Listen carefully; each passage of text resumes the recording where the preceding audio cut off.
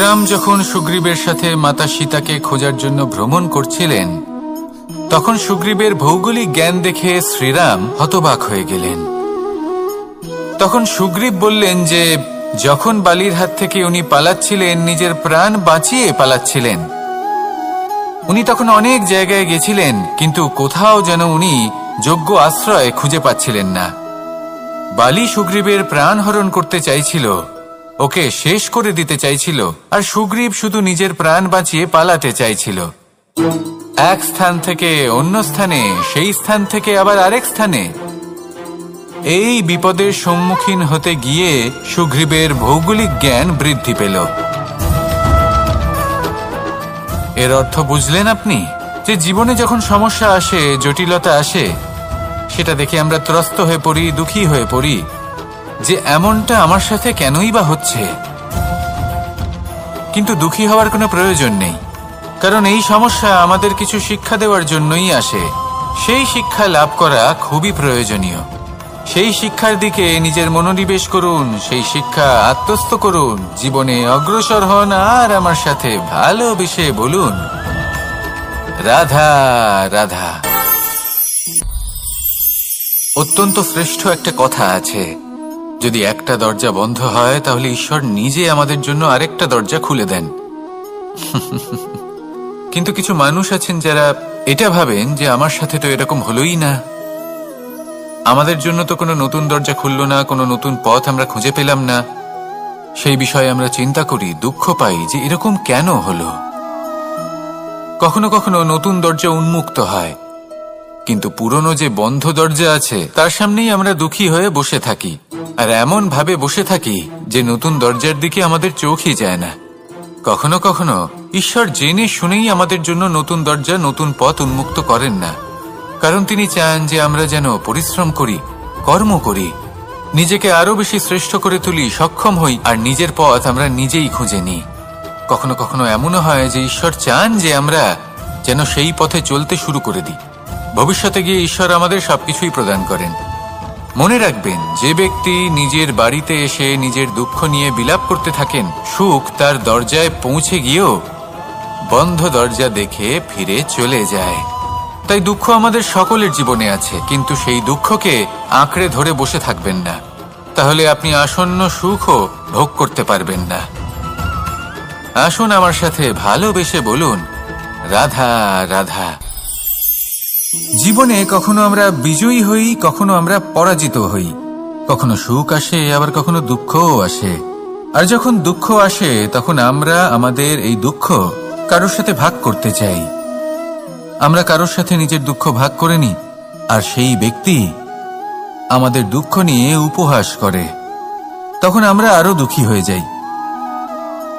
আমরা এই সংসারকে দোষ দিতে থাকি, কিন্তু এতে সংসারের কোনো দোষ নেই। ভুল আপনার যে আপনি কোনো কুপাত্রকে নির্বাচন করেছেন দুঃখ ভাগ করার জন্য। মনে রাখবেন, যদি আপনার শরীরে ক্ষতস্থান তৈরি হয় এবং সেই ক্ষত নিয়ে আপনি প্রত্যেক জায়গায় ঘুরে বেড়ান, প্রত্যেক বাড়িতে আপনি ওষুধ হয়তো নাও পেতে পারেন, কিন্তু সেখানে নুন আপনি অবশ্যই পাবেন। সেই জন্য যখনই দুঃখ পাবেন, শুধু সেই ব্যক্তিদের কথা মনে করুন যারা আপনার দুঃখ, আপনার যন্ত্রণাকে বুঝতে পারবে, যারা আপনার সহায় হওয়ার জন্য প্রস্তুত, আপনাকে সাহায্য করার জন্য প্রস্তুত, আপনার অন্তরকে প্রেরিত করতে প্রস্তুত। তাদের কাছে নয় যারা আপনার দুঃখ নিয়ে উপহাস করে। আসুন আর আমার সাথে ভালোবেসে বলুন, রাধা রাধা। প্রত্যেক মানুষ সাফল্যের শিখরে পৌঁছতে চান, প্রত্যেকেই তার জন্য চেষ্টা করেন, প্রত্যেকেই এটা চান যে নিজের নিজের ক্ষেত্রে আমি সর্বোচ্চ শিখরে পৌঁছব। এবার সবসময় আমাদের প্রতিভা পূর্ণরূপে আমাদের সহায়ক হতে পারে না। কখনো কখনো আমরা সেই কাজ একা করতে পারি না, কখনো কখনো আমাদের সাহায্যের প্রয়োজন পড়ে। আর ঠিক এমন সময় বেশিরভাগ মানুষ ভুল করে ফেলেন। আর ভুল হলো এটাই যে কিছু ব্যক্তি এতটাই তাড়াতাড়ি সাফল্যের শিখরে পৌঁছতে চান যে কারোর হাত ধরে পরবর্তী সিঁড়িতে ওঠার বদলে তিনি কারোর পা ধরে ওপরে যাওয়াটাই শ্রেয় বলে মনে করেন। এবার সাফল্য দুজনেই লাভ করেন, কিন্তু কাহিনীর এখানে সূত্রপাত ঘটে। যে ব্যক্তি কারোর হাত ধরে ওপরে পৌঁছন সে অন্যের জন্য নিজের হাতটা বাড়িয়ে দেন, তাকে সাহায্য করেন, তাকে প্রেরণা প্রদান করেন। নতুন সম্পর্ক তৈরি হয়, বন্ধুত্বের বৃদ্ধি ঘটে এবং এই শ্রেষ্ঠ সম্পর্কগুলির সাথে উনি শ্রেষ্ঠ জীবন যাপন করেন। অন্যদিকে সেই ব্যক্তি যে কারোর পা ধরে সাফল্য অর্জন করেছিলেন, সেই ব্যক্তি শুধু একজন দাস হয়ে থেকে যান। শুধু তাকে দেওয়া সমস্ত আদেশ পালন করেন তিনি। তার নিজের কোনো ব্যক্তিত্ব গড়ে ওঠে না। সেই জন্য আপনি যখনই সাফল্যের পথে অগ্রসর হচ্ছেন তখন পথ নির্বাচন সঠিকভাবে করুন, কারণ সাফল্যের ঊর্ধ্বেও একটি অন্য জীবন আছে। আসুন আমার সাথে ভালোবেসে বলুন, রাধা রাধা। জীবনের আরম্ভ থেকে জীবনের শেষ পর্যন্ত হলো একটা যাত্রা।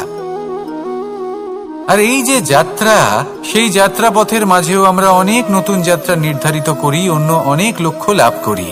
এবার প্রশ্ন হলো যে লক্ষ্য বেশি গুরুত্বপূর্ণ নাকি যাত্রা? কেউ বলবে লক্ষ্য বেশি গুরুত্বপূর্ণ, কারণ তার জন্যই আমরা এই যাত্রা স্থির করি।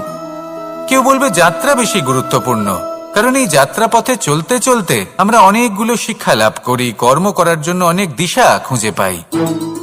এবার লক্ষ্য এবং যাত্রা এই দুই গুরুত্বপূর্ণ, কিন্তু আরো একটা তথ্য আছে অত্যন্ত গুরুত্বপূর্ণ, যেটা বুঝে নেওয়া খুব প্রয়োজনীয়। আর সেটা হলো আপনার জীবন সাথী। সেই সাথী যে জীবনের সব পদক্ষেপে আপনার সাথে চলবে, আপনার সাথে থাকবে। সেই ব্যক্তির মধ্যে যদি করুণা থাকে, ভালোবাসা থাকে, তাহলে সে আপনাকে সাহায্য করবে, আপনার জন্য আপনার লক্ষ্য নির্ধারণ করবে, আপনাকে জীবনে একটা উচ্চ স্তরে নিয়ে যাবে। কিন্তু যদি সেই ব্যক্তি এর বিপরীত হন, তাহলে কোথাও না কোথাও তাকে পেতে পেতে, তার সাথে থাকতে থাকতে আপনি নিজের লক্ষ্য ত্যাগ করে দেবেন। তাই পথ এবং লক্ষ্য এই দুই নির্বাচন করুন, কিন্তু যখন আপনি জীবন সাথী নির্বাচন করবেন তখন কিছুটা সাবধানে, না হলে আপনার অভিজ্ঞতা সুখময় নয়, অত্যন্ত দুঃখজনক হতে পারে। আসুন আমার সাথে ভালোবেসে বলুন, রাধা রাধা। সকলের মন আনন্দে ভরিয়ে তোলে কোকিলের মধুর স্বর, কিন্তু এই মধুর স্বর আমরা বর্ষাকালে শুনতে পাই না কেন? তার কারণ কিন্তু এটা নয় যে বর্ষাকালে কোকিল অসুস্থ থাকে, তা নয়। কোকিল সিদ্ধান্ত নেয় নীরব থাকার, কিন্তু এই সিদ্ধান্ত কেন নেয়? তার কারণ হলো ব্যাঙ। বর্ষার ঋতুতে অনেক ছোট ছোট স্থানে জল জমে, আর সেই কারণে অনেক ব্যাঙের জন্ম হয়। এবার ওই ব্যাঙগুলোর ধ্বনি এতটাই প্রবল হয় যে তাদের মাঝে এই কোকিল যতই মধুর সুরে ডাকুক না কেন, তার স্বর আমাদের কানে পৌঁছবে না। সেই জন্য ও সিদ্ধান্ত নেয় চুপ থাকার। আর এটাই হলো আমাদের জীবনে শিক্ষণীয় বিষয়। আপনি যদি এমন কোথাও থাকেন যেখানে আপনার আশেপাশে মূর্খ মানুষ আছেন, তাহলে সেখানে চুপ করে থাকাই হলো সবথেকে শ্রেষ্ঠ সিদ্ধান্ত। কারণ ওই মূর্খদের চিৎকারের সামনে কেউ আপনার জ্ঞানের কথা বুঝতেই পারবে না। সেই জন্য সেখানে চুপ করে থাকুন। পরবর্তীতে গিয়ে যেমন এই ব্যাঙের ডাক, এটা শান্ত হবে আর তারপর থেমে যাবে, ঠিক তেমন মূর্খদের সময় একটা নির্দিষ্ট কালের পর গত হয়, আর তারপরে আসে বিবেকবানদের সময়, আপনার সময়।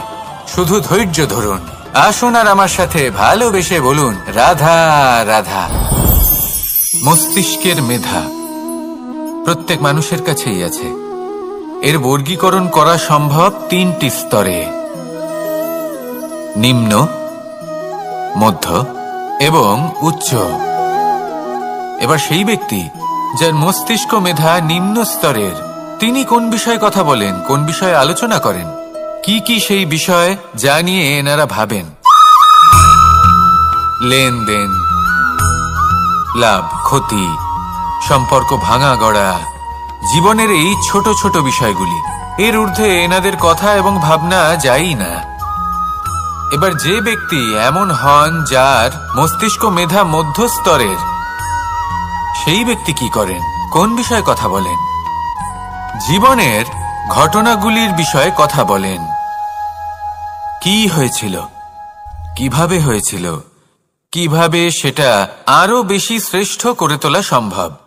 আর সেই ব্যক্তি যাদের মস্তিষ্ক মেধা উচ্চ স্তরে থাকে, তারা কি নিয়ে ভাবেন, তারা কি নিয়ে আলোচনা করতে থাকেন?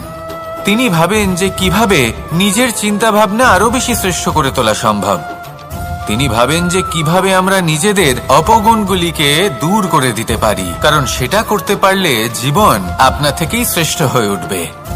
মস্তিষ্ক মেধা আমাদের সবার কাছে আছে। এবার আমাদের এটা বেছে নিতে হবে যে কোন স্তরটা আমরা আপন করতে চাই। যদি আজকের এই মুহূর্তে আপনি নিম্ন স্তরেও থাকেন, তাহলে তা মেনে নিন, চিন্তার কোনো বিষয় নেই। এখনো চাইলে আপনি উচ্চ স্তরে পৌঁছতেই পারেন।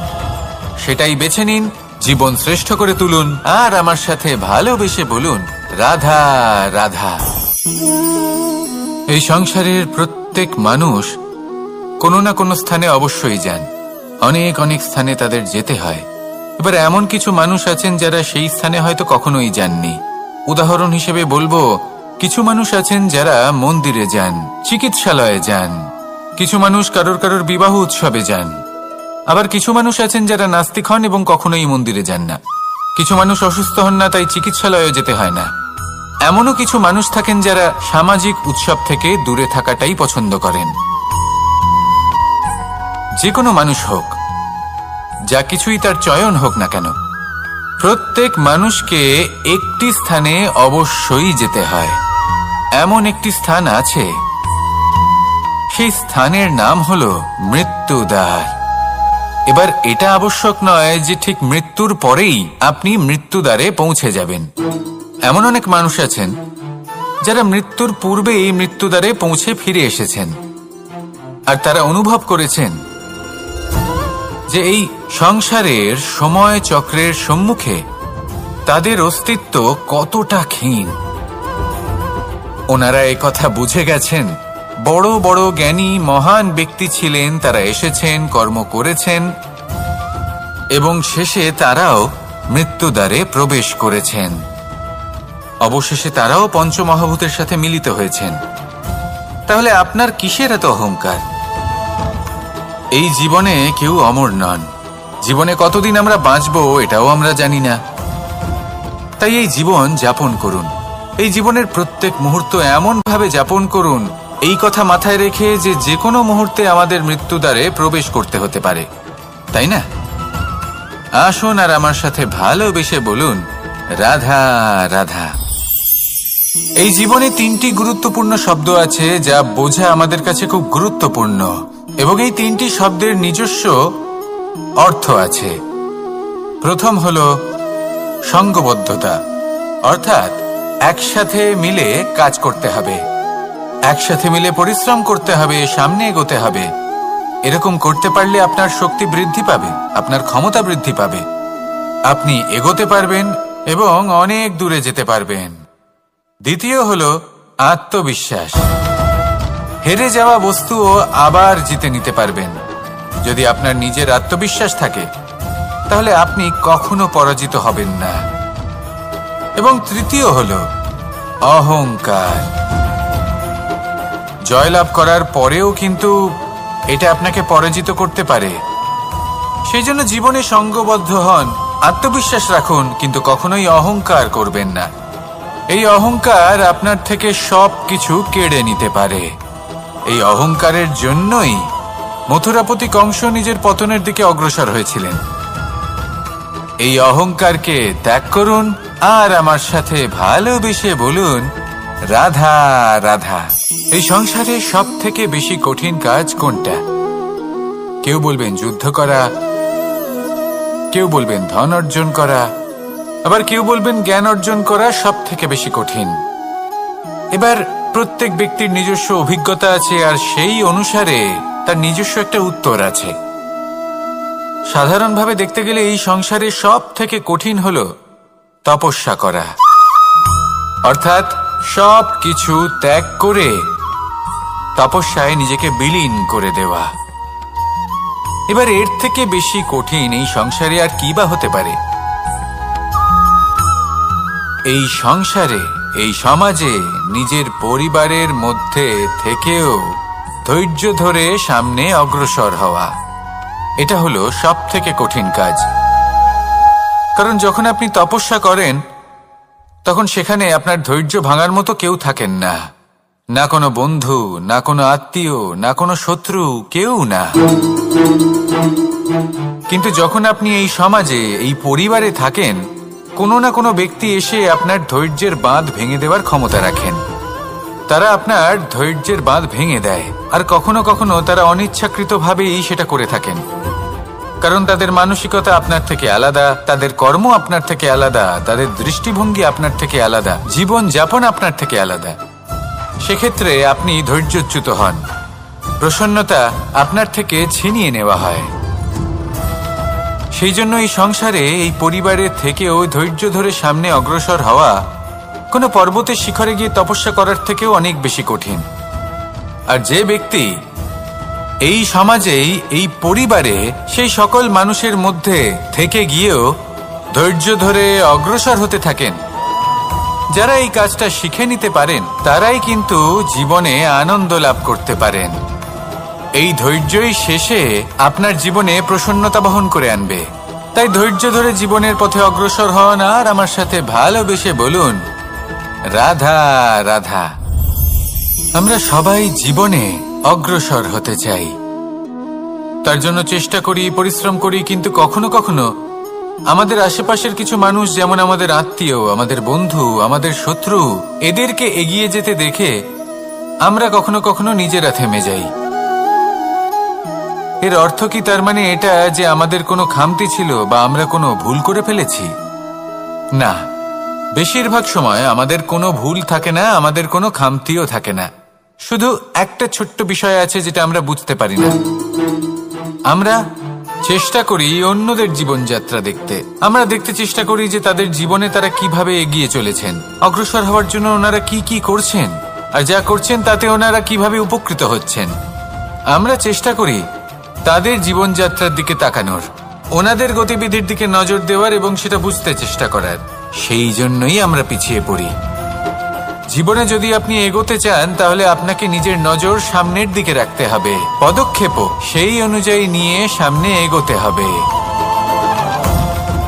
নিজের গতিবিধি লক্ষ্য করুন, নিজের পরিকল্পনা বিচার করুন, নিজের চেষ্টা, নিজের অভিজ্ঞতার দিকে নজর দিন, আর সেই মতো অগ্রসর হন। এমন কোনো সাফল্য নেই যে আপনি লাভ করতে পারবেন না।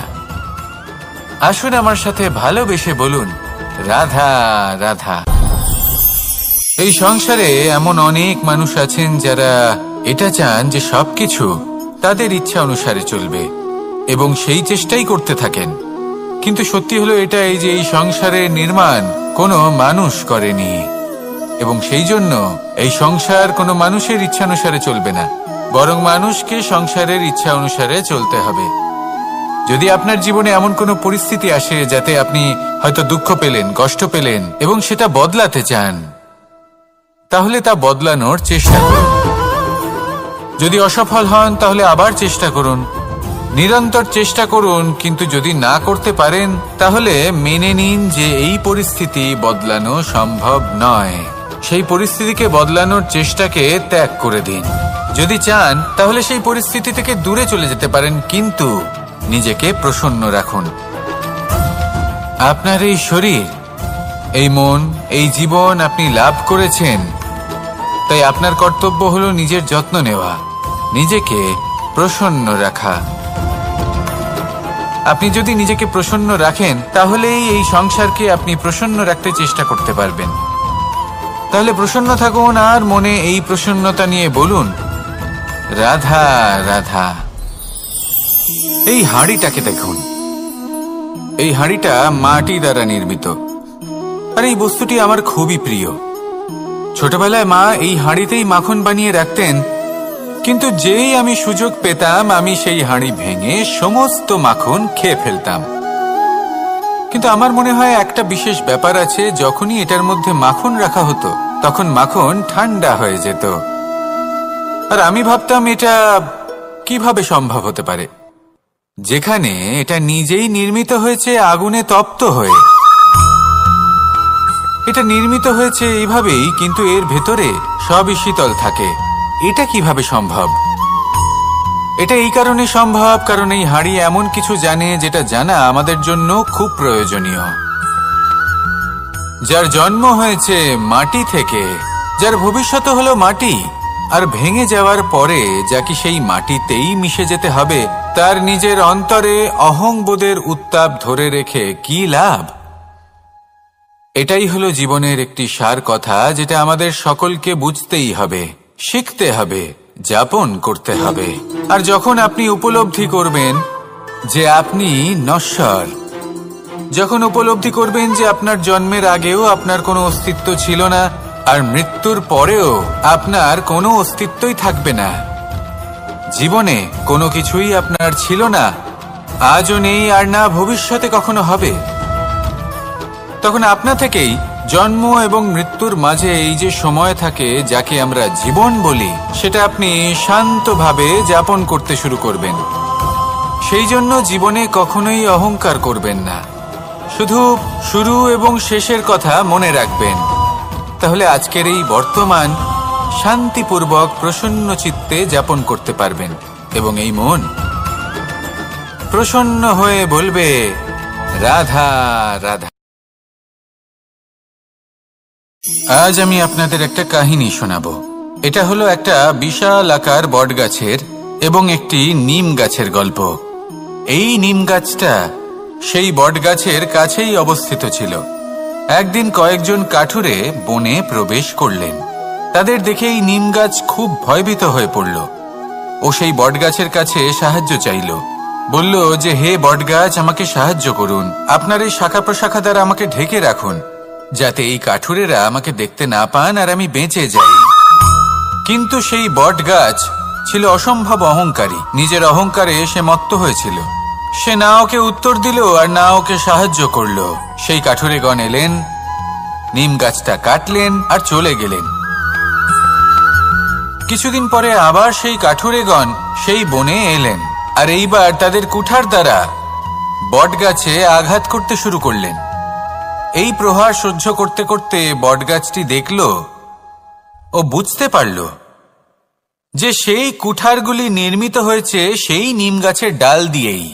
এবার এই ভুলটাই বেশিরভাগ মানুষই করে বসেন, বিশেষ করে তখন যখন তার কাছে শক্তি থাকে, সাফল্য আসে। নিজের অহংকারে মত্ত হয়ে দুর্বল ব্যক্তিকে আঘাত করে, তাদের কষ্ট দেয়। কখনো এটা ভাবে না যে ভবিষ্যতে এরাই তাদের পতনের কারণ হতে পারে। তাই যদি আপনার কাছে শক্তি থাকে আর আপনি সাফল্য লাভ করতে থাকেন, তাহলে নিজেকে শান্ত করুন এবং এই অহংকারকে ত্যাগ করুন।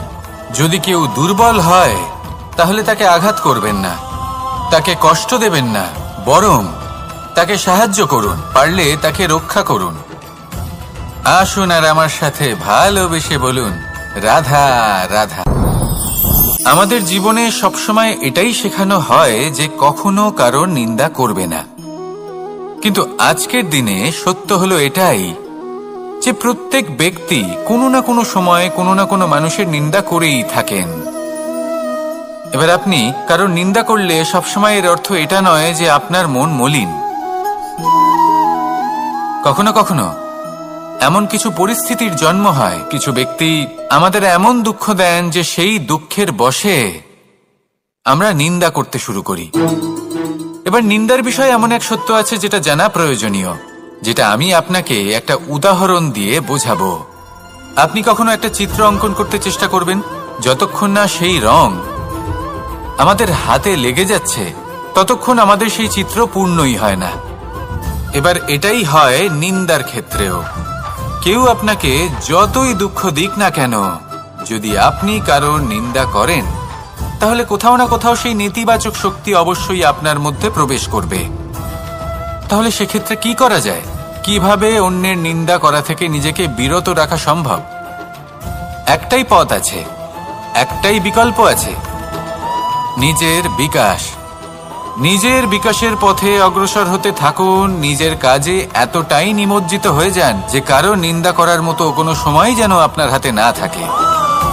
তাতে আপনার মনও মলিন হবে না, আর জীবনে অনেক দরজা আপনার জন্য খুলে যাবে। আসুন আমার সাথে ভালোবেসে বলুন রাধা রাধা। শ্রীরাম যখন সুগ্রীবের সাথে মাতা সীতাকে খোঁজার জন্য ভ্রমণ করছিলেন, তখন সুগ্রীবের ভৌগোলিক জ্ঞান দেখে শ্রীরাম হতবাক হয়ে গেলেন। তখন সুগ্রীব বললেন যে যখন বালির হাত থেকে উনি পালাচ্ছিলেন, নিজের প্রাণ বাঁচিয়ে পালাচ্ছিলেন, উনি তখন অনেক জায়গায় গেছিলেন, কিন্তু কোথাও যেন উনি যোগ্য আশ্রয় খুঁজে পাচ্ছিলেন না। বালি সুগ্রীবের প্রাণ হরণ করতে চাইছিল, ওকে শেষ করে দিতে চাইছিল, আর সুগ্রীব শুধু নিজের প্রাণ বাঁচিয়ে পালাতে চাইছিল। এক স্থান থেকে অন্য স্থানে, সেই স্থান থেকে আবার আরেক স্থানে। এই বিপদের সম্মুখীন হতে গিয়ে সুগ্রীবের ভৌগোলিক জ্ঞান বৃদ্ধি পেল। এর অর্থ বুঝলেন আপনি? যে জীবনে যখন সমস্যা আসে, জটিলতা আসে, সেটা দেখে আমরা ত্রস্ত হয়ে পড়ি, দুঃখী হয়ে পড়ি যে এমনটা আমার সাথে কেনই বা হচ্ছে। কিন্তু দুঃখী হওয়ার কোনো প্রয়োজন নেই, কারণ এই সমস্যা আমাদের কিছু শিক্ষা দেওয়ার জন্যই আসে। সেই শিক্ষা লাভ করা খুবই প্রয়োজনীয়। সেই শিক্ষার দিকে নিজের মনোনিবেশ করুন, সেই শিক্ষা আত্মস্থ করুন, জীবনে অগ্রসর হন, আর আমার সাথে ভালোবেসে বলুন রাধা রাধা। অত্যন্ত শ্রেষ্ঠ একটা কথা আছে, যদি একটা দরজা বন্ধ হয় তাহলে ঈশ্বর নিজে আমাদের জন্য আরেকটা দরজা খুলে দেন। কিন্তু কিছু মানুষ আছেন যারা এটা ভাবেন যে আমার সাথে তো এরকম হলোই না, আমাদের জন্য তো কোনো নতুন দরজা খুলল না, কোনো নতুন পথ আমরা খুঁজে পেলাম না। সেই বিষয়ে আমরা চিন্তা করি, দুঃখ পাই যে এরকম কেন হলো। কখনো কখনো নতুন দরজা উন্মুক্ত হয়, কিন্তু পুরনো যে বন্ধ দরজা আছে তার সামনেই আমরা দুঃখী হয়ে বসে থাকি, আর এমন ভাবে বসে থাকি যে নতুন দরজার দিকে আমাদের চোখই যায় না। কখনো কখনো ঈশ্বর জেনে শুনেই আমাদের জন্য নতুন দরজা, নতুন পথ উন্মুক্ত করেন না, কারণ তিনি চান যে আমরা যেন পরিশ্রম করি, কর্ম করি, নিজেকে আরো বেশি শ্রেষ্ঠ করে তুলি, সক্ষম হই, আর নিজের পথ আমরা নিজেই খুঁজে নিই। কখনো কখনো এমনও হয় যে ঈশ্বর চান যে আমরা যেন সেই পথে চলতে শুরু করে দিই। ভবিষ্যতে গিয়ে ঈশ্বর আমাদের সবকিছুই প্রদান করেন। মনে রাখবেন, যে ব্যক্তি নিজের বাড়িতে এসে নিজের দুঃখ নিয়ে বিলাপ করতে থাকেন, সুখ তার দরজায় পৌঁছে গিয়েও বন্ধ দরজা দেখে ফিরে চলে যায়। তাই দুঃখ আমাদের সকলের জীবনে আছে, কিন্তু সেই দুঃখকে আঁকড়ে ধরে বসে থাকবেন না, তাহলে আপনি আসন্ন সুখও ভোগ করতে পারবেন না। আসুন আমার সাথে ভালোবেসে বলুন রাধা রাধা। জীবনে কখনো আমরা বিজয়ী হই, কখনো আমরা পরাজিত হই, কখনো সুখ আসে, আবার কখনো দুঃখও আসে। আর যখন দুঃখ আসে তখন আমরা আমাদের এই দুঃখ কারোর সাথে ভাগ করতে চাই। আমরা কারোর সাথে নিজের দুঃখ ভাগ করে নিই, আর সেই ব্যক্তি আমাদের দুঃখ নিয়ে উপহাস করে। তখন আমরা আরো দুঃখী হয়ে যাই। আমরা এই সংসারকে দোষ দিতে থাকি, কিন্তু এতে সংসারের কোনো দোষ নেই। ভুল আপনার যে আপনি কোনো কুপাত্রকে নির্বাচন করেছেন দুঃখ ভাগ করার জন্য। মনে রাখবেন, যদি আপনার শরীরে ক্ষতস্থান তৈরি হয় এবং সেই ক্ষত নিয়ে আপনি প্রত্যেক জায়গায় ঘুরে বেড়ান, প্রত্যেক বাড়িতে আপনি ওষুধ হয়তো নাও পেতে পারেন, কিন্তু সেখানে নুন আপনি অবশ্যই পাবেন। সেই জন্য যখনই দুঃখ পাবেন, শুধু সেই ব্যক্তিদের কথা মনে করুন যারা আপনার দুঃখ, আপনার যন্ত্রণাকে বুঝতে পারবে, যারা আপনার সহায় হওয়ার জন্য প্রস্তুত, আপনাকে সাহায্য করার জন্য প্রস্তুত, আপনার অন্তরকে প্রেরিত করতে প্রস্তুত। তাদের কাছে নয় যারা আপনার দুঃখ নিয়ে উপহাস করে। আসুন আর আমার সাথে ভালোবেসে বলুন রাধা রাধা। প্রত্যেক মানুষ সাফল্যের শিখরে পৌঁছতে চান, প্রত্যেকেই তার জন্য চেষ্টা করেন, প্রত্যেকেই এটা চান যে নিজের নিজের ক্ষেত্রে আমি সর্বোচ্চ শিখরে পৌঁছব। এবার সবসময় আমাদের প্রতিভা পূর্ণরূপে আমাদের সহায়ক হতে পারে না। কখনো কখনো আমরা সেই কাজ একা করতে পারি না, কখনো কখনো আমাদের সাহায্যের প্রয়োজন পড়ে। আর ঠিক এমন সময় বেশিরভাগ মানুষ ভুল করে ফেলেন। আর ভুল হলো এটাই যে কিছু ব্যক্তি এতটাই তাড়াতাড়ি সাফল্যের শিখরে পৌঁছতে চান যে কারোর হাত ধরে পরবর্তী সিঁড়িতে ওঠার বদলে তিনি কারোর পা ধরে ওপরে যাওয়াটাই শ্রেয় বলে মনে করেন। এবার সাফল্য দুজনেই লাভ করেন, কিন্তু কাহিনীর এখানে সূত্রপাত ঘটে। যে ব্যক্তি কারোর হাত ধরে ওপরে পৌঁছন সে অন্যের জন্য নিজের হাতটা বাড়িয়ে দেন, তাকে সাহায্য করেন, তাকে প্রেরণা প্রদান করেন। নতুন সম্পর্ক তৈরি হয়, বন্ধুত্বের বৃদ্ধি ঘটে এবং এই শ্রেষ্ঠ সম্পর্কগুলির সাথে উনি শ্রেষ্ঠ জীবন যাপন করেন। অন্যদিকে সেই ব্যক্তি যে কারোর পা ধরে সাফল্য অর্জন করেছিলেন, সেই ব্যক্তি শুধু একজন দাস হয়ে থেকে যান, শুধু তাকে দেওয়া সমস্ত আদেশ পালন করেন তিনি। তার নিজের কোনো ব্যক্তিত্ব গড়ে ওঠে না। সেই জন্য আপনি যখনই সাফল্যের পথে অগ্রসর হচ্ছেন তখন পথ নির্বাচন সঠিকভাবে করুন, কারণ সাফল্যের ঊর্ধ্বেও একটি অন্য জীবন আছে। আসুন আমার সাথে ভালোবেসে বলুন রাধা রাধা। জীবনের আরম্ভ থেকে জীবনের শেষ পর্যন্ত হলো একটা যাত্রা। আর এই যে যাত্রা, সেই যাত্রা পথের মাঝেও আমরা অনেক নতুন যাত্রা নির্ধারিত করি, অন্য অনেক লক্ষ্য লাভ করি। এবার প্রশ্ন হলো যে লক্ষ্য বেশি গুরুত্বপূর্ণ নাকি যাত্রা? কেউ বলবে লক্ষ্য বেশি গুরুত্বপূর্ণ, কারণ তার জন্যই আমরা এই যাত্রা স্থির করি। কেউ বলবে যাত্রা বেশি গুরুত্বপূর্ণ, কারণ এই যাত্রা পথে চলতে চলতে আমরা অনেকগুলো শিক্ষা লাভ করি, কর্ম করার জন্য অনেক দিশা খুঁজে পাই। এবার লক্ষ্য এবং যাত্রা এই দুই গুরুত্বপূর্ণ, কিন্তু আরো একটা তথ্য আছে অত্যন্ত গুরুত্বপূর্ণ, যেটা বুঝে নেওয়া খুব প্রয়োজনীয়। আর সেটা হলো আপনার জীবন সাথী। সেই সাথী যে জীবনের সব পদক্ষেপে আপনার সাথে চলবে, আপনার সাথে থাকবে। সেই ব্যক্তির মধ্যে যদি করুণা থাকে, ভালোবাসা থাকে, তাহলে সে আপনাকে সাহায্য করবে, আপনার জন্য আপনার লক্ষ্য নির্ধারণ করবে, আপনাকে জীবনে একটা উচ্চ স্তরে নিয়ে যাবে। কিন্তু যদি সেই ব্যক্তি এর বিপরীত হন, তাহলে কোথাও না কোথাও তাকে পেতে পেতে, তার সাথে থাকতে থাকতে আপনি নিজের লক্ষ্য ত্যাগ করে দেবেন। তাই পথ এবং লক্ষ্য এই দুই নির্বাচন করুন, কিন্তু যখন আপনি জীবন সাথী নির্বাচন করবেন তখন কিছুটা সাবধানে, না হলে আপনার অভিজ্ঞতা সুখময় নয়, অত্যন্ত দুঃখজনক হতে পারে। আসুন আমার সাথে ভালোবেসে বলুন রাধা রাধা। সকলের মন আনন্দে ভরিয়ে তোলে কোকিলের মধুর স্বর, কিন্তু এই মধুর স্বর আমরা বর্ষাকালে শুনতে পাই না কেন? তার কারণ কিন্তু এটা নয় যে বর্ষাকালে কোকিল অসুস্থ থাকে, তা নয়। কোকিল সিদ্ধান্ত নেয় নীরব থাকার, কিন্তু এই সিদ্ধান্ত কেন নেয়? তার কারণ হলো ব্যাঙ। বর্ষার ঋতুতে অনেক ছোট ছোট স্থানে জল জমে, আর সেই কারণে অনেক ব্যাঙের জন্ম হয়। এবার ওই ব্যাঙগুলোর ধ্বনি এতটাই প্রবল হয় যে তাদের মাঝে এই কোকিল যতই মধুর সুরে ডাকুক না কেন, তার স্বর আমাদের কানে পৌঁছবে না। সেই জন্য ও সিদ্ধান্ত নেয় চুপ থাকার। আর এটাই হলো আমাদের জীবনে শিক্ষণীয় বিষয়। আপনি যদি এমন কোথাও থাকেন যেখানে আপনার আশেপাশে মূর্খ মানুষ আছেন, তাহলে সেখানে চুপ করে থাকাই হলো সবথেকে শ্রেষ্ঠ সিদ্ধান্ত। কারণ ওই মূর্খদের চিৎকারের সামনে কেউ আপনার জ্ঞানের কথা বুঝতেই পারবে না। সেই জন্য সেখানে চুপ করে থাকুন। পরবর্তীতে গিয়ে যেমন এই ব্যাঙের ডাক, এটা শান্ত হবে আর তারপর থেমে যাবে, ঠিক তেমন মূর্খদের সময় একটা নির্দিষ্ট কালের পর গত হয়, আর তারপরে আসে বিবেকবানদের সময়, আপনার সময়। শুধু ধৈর্য ধরুন। আসুন আর আমার সাথে ভালোবেসে বলুন রাধা রাধা। মস্তিষ্কের মেধা প্রত্যেক মানুষের কাছেই আছে। এর বর্গীকরণ করা সম্ভব তিনটি স্তরে: নিম্ন, মধ্য এবং উচ্চ। এবার সেই ব্যক্তি যার মস্তিষ্ক মেধা নিম্ন স্তরের, তিনি কোন বিষয়ে কথা বলেন, কোন বিষয়ে আলোচনা করেন, কি কি সেই বিষয় যা নিয়ে এনারা ভাবেন? লেনদেন, লাভ ক্ষতি, সম্পর্ক ভাঙা গড়া, জীবনের এই ছোট ছোট বিষয়গুলি। এর ঊর্ধ্বে এনাদের কথা এবং ভাবনা যায়ই না।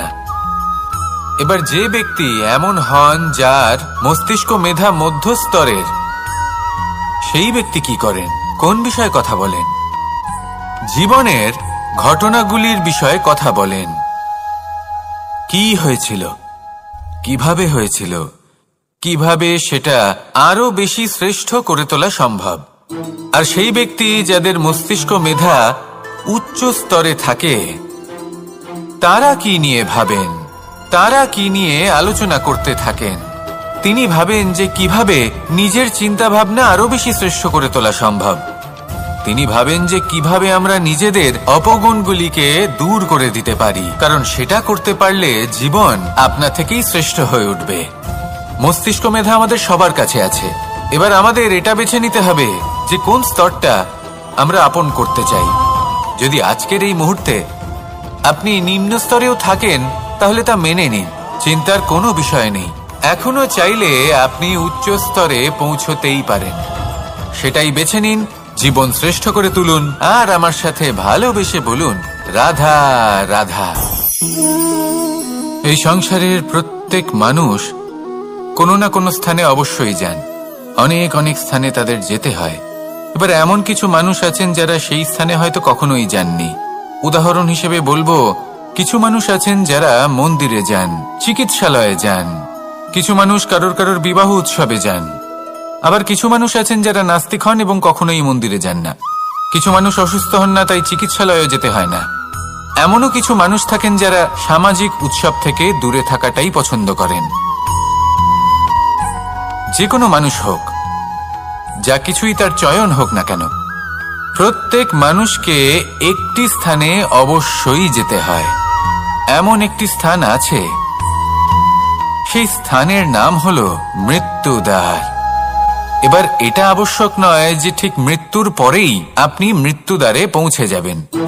এমন অনেক মানুষ আছেন যারা মৃত্যুর পূর্বেই মৃত্যুদ্বারে পৌঁছে ফিরে এসেছেন, আর তারা অনুভব করেছেন যে এই সংসারের সময় চক্রের সম্মুখে তাদের অস্তিত্ব কতটা ক্ষীণ। ওনারা এই কথা বুঝে গেছেন। বড় বড় জ্ঞানী মহান ব্যক্তি ছিলেন, তারা এসেছেন, কর্ম করেছেন এবং শেষে তারাও মৃত্যুদ্বারে প্রবেশ করেছেন। অবশেষে তারাও পঞ্চমহাভূতের সাথে মিলিত হয়েছেন। তাহলে আপনার কিসের এত অহংকার? এই জীবনে কেউ অমর নন। জীবনে কতদিন আমরা বাঁচবো এটাও আমরা জানি না। তাই এই জীবন যাপন করুন। এই জীবনের প্রত্যেক মুহূর্ত এমন ভাবে যাপন করুন, এই কথা মাথায় রেখে যে যে কোনো মুহূর্তে আমাদের মৃত্যুদ্বারে প্রবেশ করতে হতে পারে, তাই না? আসুন আর আমার সাথে ভালোবেসে বলুন, রাধা রাধা। এই জীবনে তিনটি গুরুত্বপূর্ণ শব্দ আছে যা বোঝা আমাদের কাছে খুব গুরুত্বপূর্ণ, এবং এই তিনটি শব্দের নিজস্ব অর্থ আছে। প্রথম হলো সঙ্গবদ্ধতা, অর্থাৎ একসাথে মিলে কাজ করতে হবে, একসাথে মিলে পরিশ্রম করতে হবে, সামনে এগোতে হবে। এরকম করতে পারলে আপনার শক্তি বৃদ্ধি পাবে, আপনার ক্ষমতা বৃদ্ধি পাবে, আপনি এগোতে পারবেন এবং অনেক দূরে যেতে পারবেন। দ্বিতীয় হলো আত্মবিশ্বাস। হেরে যাওয়া বস্তুও আবার জিতে নিতে পারবেন। যদি আপনার নিজের আত্মবিশ্বাস থাকে, তাহলে আপনি কখনো পরাজিত হবেন না। এবং তৃতীয় হলো অহংকার। জয়লাভ করার পরেও কিন্তু এটা আপনাকে পরাজিত করতে পারে। সেই জন্য জীবনে সঙ্গবদ্ধ হন, আত্মবিশ্বাস রাখুন, কিন্তু কখনোই অহংকার করবেন না। এই অহংকার আপনার থেকে সব কিছু কেড়ে নিতে পারে। এই অহংকারের জন্যই মথুরাপতি কংস নিজের পতনের দিকে অগ্রসর হয়েছিলেন। এই অহংকারকে ত্যাগ করুন আর আমার সাথে ভালোবেসে বলুন, রাধা রাধা। এই সংসারে সব থেকে বেশি কঠিন কাজ কোনটা? কেউ বলবেন যুদ্ধ করা, কেউ বলবেন ধন অর্জন করা, আবার কেউ বলবেন জ্ঞান অর্জন করা সব থেকে বেশি কঠিন। এবার প্রত্যেক ব্যক্তির নিজস্ব অভিজ্ঞতা আছে, আর সেই অনুসারে তার নিজস্ব একটা উত্তর আছে।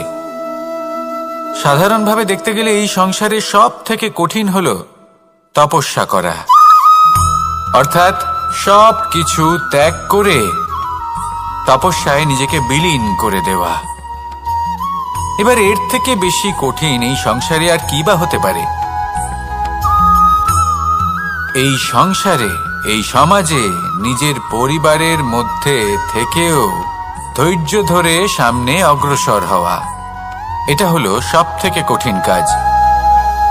কারণ যখন আপনি তপস্যা করেন তখন সেখানে আপনার ধৈর্য ভাঙার মতো কেউ থাকেন না, না কোনো বন্ধু, না কোনো আত্মীয়, না কোনো শত্রু, কেউ না। কিন্তু যখন আপনি এই সমাজে, এই পরিবারে থাকেন, কোনো না কোনো ব্যক্তি এসে আপনার ধৈর্যের বাঁধ ভেঙে দেওয়ার ক্ষমতা রাখেন। তারা আপনার ধৈর্যের বাঁধ ভেঙে দেয়, আর কখনো কখনো তারা অনিচ্ছাকৃতভাবেই সেটা করে থাকেন। কারণ তাদের মানসিকতা আপনার থেকে আলাদা, তাদের কর্ম আপনার থেকে আলাদা, তাদের দৃষ্টিভঙ্গি আপনার থেকে আলাদা, জীবন যাপন আপনার থেকে আলাদা। সেক্ষেত্রে আপনি ধৈর্যচ্যুত হন, প্রসন্নতা আপনার থেকে ছিনিয়ে নেওয়া হয়। সেই জন্য এই সংসারে, এই পরিবারের থেকেও ধৈর্য ধরে সামনে অগ্রসর হওয়া কোনো পর্বতের শিখরে গিয়ে তপস্যা করার থেকেও অনেক বেশি কঠিন। আর যে ব্যক্তি এই সমাজেই, এই পরিবারে, সেই সকল মানুষের মধ্যে থেকে গিয়েও ধৈর্য ধরে অগ্রসর হতে থাকেন, যারা এই কাজটা শিখে নিতে পারেন, তারাই কিন্তু জীবনে আনন্দ লাভ করতে পারেন। এই ধৈর্যই শেষে আপনার জীবনে প্রসন্নতা বহন করে আনবে।